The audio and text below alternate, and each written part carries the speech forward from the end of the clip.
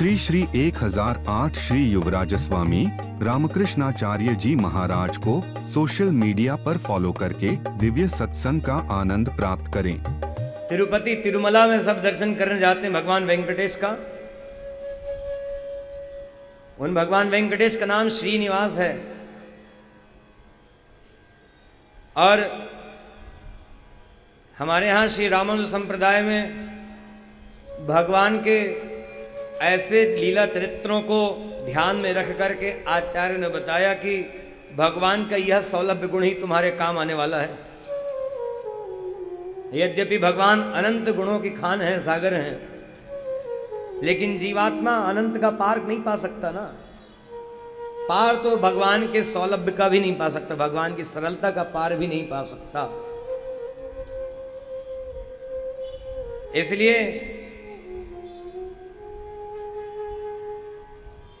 इसलिए भगवान लक्ष्मी वेंकटेश के आराधना, उनकी सेवा का प्राधान्य है हमारे यहाँ। और प्रतिदिन आप भी श्रवण करते हैं, आचार्य चरण का वंदन करने के बाद अपने आराध्य श्री वेंकटेश भगवान का वंदन करते हैं। कन्या श्रवण संजातम श्री शेषाचलवासिनम सर्वेशाम प्रथमाचार्यम श्रीनिवासमहं भजे। ऐसा आचार्यों से प्रसादित इस तनियन पद्य को गा करके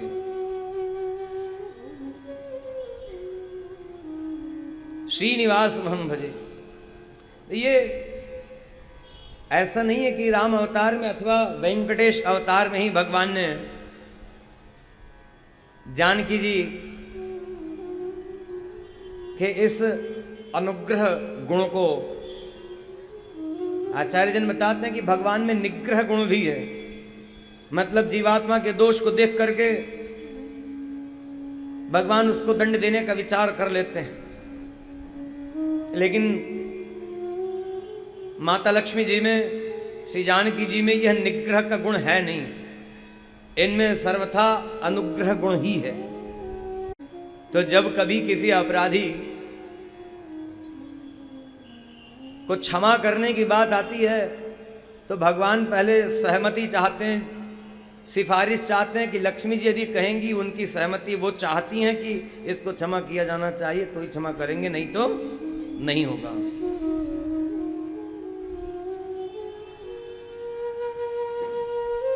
एक जगह तो प्रसंग आता है कि जय विजय को सनकादिक मुनि कुमारों ने शाप दिया।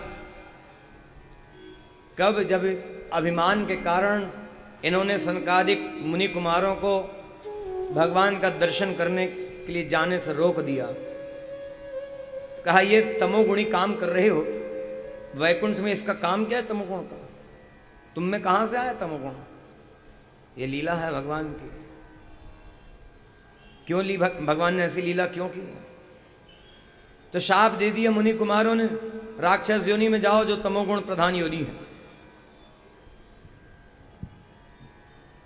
भगवान को जानने को मिला कि सनकादिक मुनि कुमारों ने शाप दिया है जय विजय को। भगवान भी वहीं पधारे। जय विजय भगवान के चरण शरण पड़े कि हमारे अपराध को क्षमा कर दीजिए कृपा करके। भगवान ने कह दिया नहीं करेंगे क्षमा। आपने हमारे प्रेमी जनों का, महाभागवतों का अपराध किया है, और ये पहली बार नहीं किया। ये लक्ष्मी जी का भी आपने अपराध किया था एक बार। अरे लक्ष्मी जी को तक रोक दिया भगवान के पास जाने से, भगवान की सेवा में जाने से। कहा ये आप अपराध पहले भी कर चुके हो, हम नहीं क्षमा करेंगे। तब बार बार क्षमा याचना की तो भगवान ने लक्ष्मी जी की तरफ ही देखा। लक्ष्मी जी ने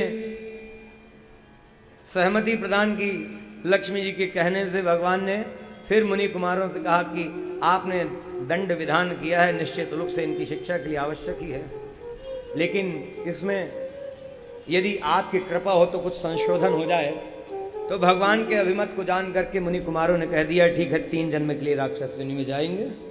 तब पहले जन्म में हिरण्याक्ष हिरण्यकश्यप हुए, दूसरे जन्म में रावण कुंभकर्ण, और तीसरे जन्म में शिशुपाल दंतवक्त्र हुए।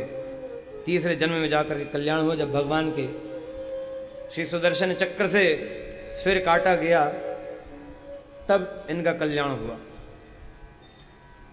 कहने की बात यह है कि श्री जी की सिफारिश भगवान कभी टालते नहीं। श्री जी ने जो कह दिया, उनकी इच्छा है तो भगवान सबका कल्याण करते हैं।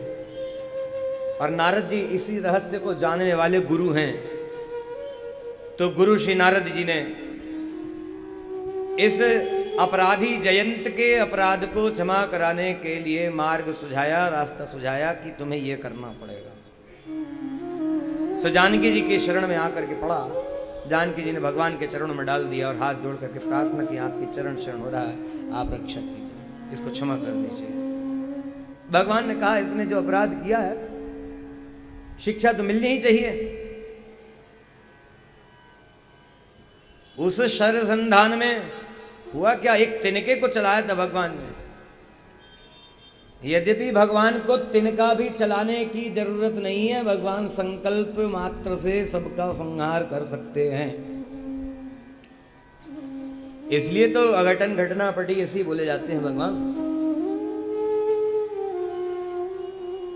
जो कोई नहीं कर सकता वो भगवान कर सकते हैं। धनुष बाण की जरूरत नहीं पड़ी, जरूरत तो तिनका चलाने की नहीं थी। लेकिन भगवान ने दिखाया कि देखो मैं कितना सामर्थ्यवान हूं, दंड दे सकता हूं। लेकिन लक्ष्मी जी के वैभव को भगवान ने यहां प्रकट किया है। यह लक्ष्मी जी का वैभव है।